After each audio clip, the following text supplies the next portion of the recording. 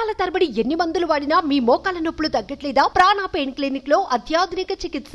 Sankranti, Ramzan, Christmas ఈ పండుగలు వచ్చాయంటే చాలు ఏపీలో ఒకప్పుడు ప్రభుత్వ కానుకల సందడి కనిపించేది.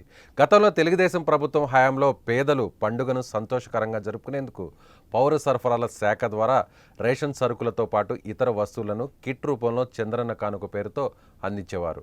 వైసీపీ అధికారంలోకి వచ్చాక ఈ పథకాన్ని రద్దు చేసింది. తిరిగి కూటమి ప్రభుత్వం పవర్లోకి వచ్చాక ఇప్పుడు మళ్ళీ ఈ పథకాలు అందుబాటులోకి రాబోతున్నాయి.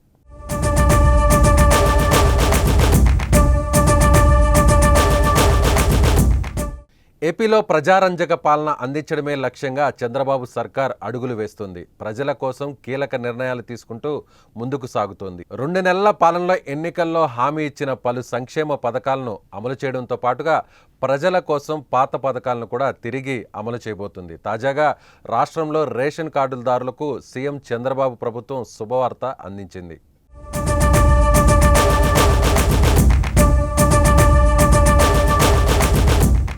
రాష్ట్రంలో ప్రజలు జరుపుకునే ప్రధాన పండుగలకు చంద్రన్న కానుక ఇచ్చేందుకు ప్రభుత్వం రంగం సిద్ధం చేసింది. 2014లో టీడీపీ అధికారంలోకి వచ్చాక చంద్రన్న కానుక పేరుతో ఈ పథకాన్ని తెలుగుదేశం ప్రభుత్వం అమల్లోకి తెచ్చింది.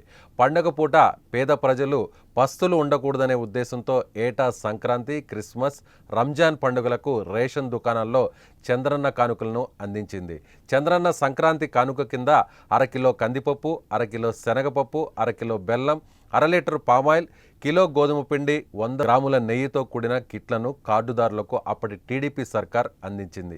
క్రిస్మస్ పండుగకు కూడా ఇవే వస్తువులను ఇచ్చేవారు. రంజాన్ తోఫా కింద ముస్లింలకు 2 కిలోల చక్కెర, 5 కిలోల గోధుమ పిండి, కిలో వర్మిసెల్లి సేమియా ప్యాకెట్, అలాగే 100 మిల్లీగ్రాముల నెయ్యితో కూడిన తోఫా కిట్లను ఉచితంగా అందించేవారు. ఇలా 5 ఏళ్ల పాటు చంద్రన్న కానుకలను అందించారు. ఆ పండుగల సమయంలో పసుపు సంచుల్లో చంద్రబాబు ఫోటోతో కూడిన ఈ సంచులను అందిస్తూ ఉండడంతో ప్రజలు ఆనందంగా వస్తువులను పట్టుకొని ఇంటికి వచ్చేవారు.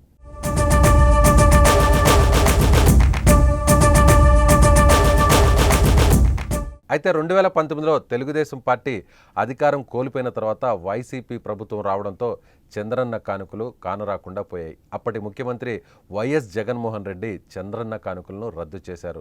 మళ్ళీ అసెంబ్లీ ఎన్నికల్లో అఖండ విజయం సాధించి ఇప్పుడు కూటమి ప్రభుత్వం అధికారంలోకి వచ్చిన తర్వాత చంద్రన్న కానుకలను తిరిగి అందించేందుకు ప్రభుత్వం సిద్ధమవుతోంది. పండుగ పూట పేదల కళ్లల్లో ఆనందం చూడాలనే లక్ష్యంతో గతంలోలాగా సంక్రాంతి, క్రిస్మస్, రంజాన్ పండుగలకు రేషన్ కార్డుదారులందరికీ మళ్ళీ ఈ వస్తువులను అందించనుంది ప్రభుత్వం. అంతేకాదు జగన్ అధికారంలోకి వచ్చిన వెంటనే నిలిపివేసిన కందిపప్పు, పంచదార, గోధుమలు కూడా తిరిగి పంపిణీ చేసి ప్రజా పంపిణీ వ్యవస్థను మళ్లీ గాడిలో పెట్టాలని చంద్రబాబు భావిస్తున్నారు.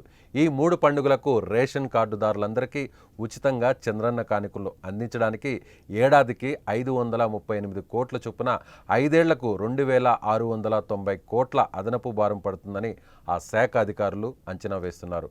టీడీపీ కూటమి ప్రభుత్వం నిర్ణయంపై ప్రజల్లో హర్షం వ్యక్తమవుతుంది. సో ఈ వీడియోపై మీ కామెంట్ని తెలియచేయండి.